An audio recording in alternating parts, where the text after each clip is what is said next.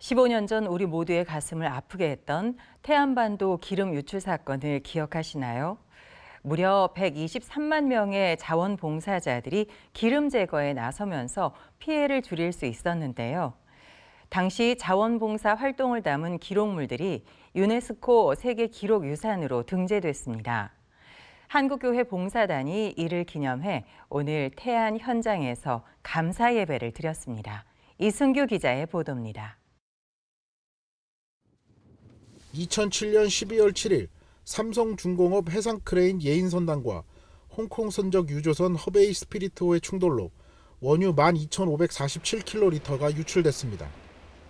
당시 여의도 면적의 120배에 달하는 엄청난 양입니다. 기름 유출로 인해 태안 앞바다는 물론 서해안 생태계 역시 위험에 처하자 한국교회는 서해안 살리기 봉사단을 조직하고 기름 제거에 나섰습니다. 충청남도에 따르면 당시 자원봉사에 나섰던 사람은 공식적으로 123만 2,322명. 한국교회 봉사단은 당시 자원봉사에 참여했던 교회와 교인들의 명단을 근거로 123만여 명의 자원봉사자 중 약 70만 명이 기독교인이었다고 추정하고 있습니다. 자원봉사자들은 하루가 멀다 하고 태안을 찾아 기름을 닦기 시작했고, 전문가들은 완전한 생태계 회복에는 20년 이상 걸릴 것이라고 예상했지만 이들의 정성과 노력으로 2년 만에 태안 앞바다를 사고전으로 되돌릴 수 있었습니다.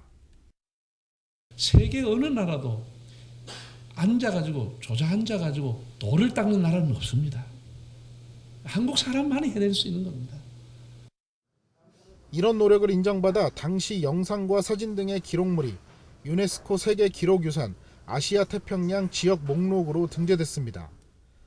유네스코 세계기록유산은 국제 목록과 지역 목록으로 나뉘었는데 훈민정음과 조선왕조실록, 동의보감 등이 국제 목록에 등재됐고, 아시아 태평양 지역 목록에는 태안 유류 피해 극복 기념물과 삼국유사, 조선왕조 궁중 현판 등이 올라가 있습니다.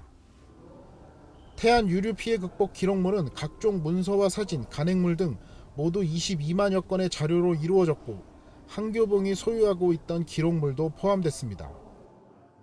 한교봉이 주최한 유류 피해 극복 15주년과 기록물 유네스코 세계기록유산 등재 감사예배에서는 환경 보존의 중요성이 강조됐습니다. 설교를 한 한교봉 부총재 정성진 목사는 자원봉사자들의 노력으로 생태계가 빨리 복원될 수 있었다며 기독교인들이 자연을 회복하는 일에 나서야 한다고 말했습니다. 파괴된 자연이 회복되기를 기다리는 피조물들의 탄식이 들려오지 않습니까? 우리들은 구원받고 하나님의 자녀가 된 사람들입니다. 지구를 구원할 사명이 우리에게 주어져 있음을 말씀하고 있는 것입니다.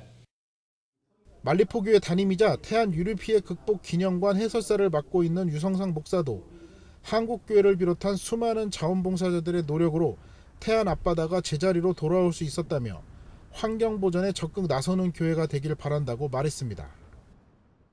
아름다운 환경, 좋은 환경, 우리가 잘 보존한 이런 환경을 우리 자손들에게, 후손들에게 유산으로 물려주는 것이 굉장히 중요하다고 그렇게 보고 있습니다.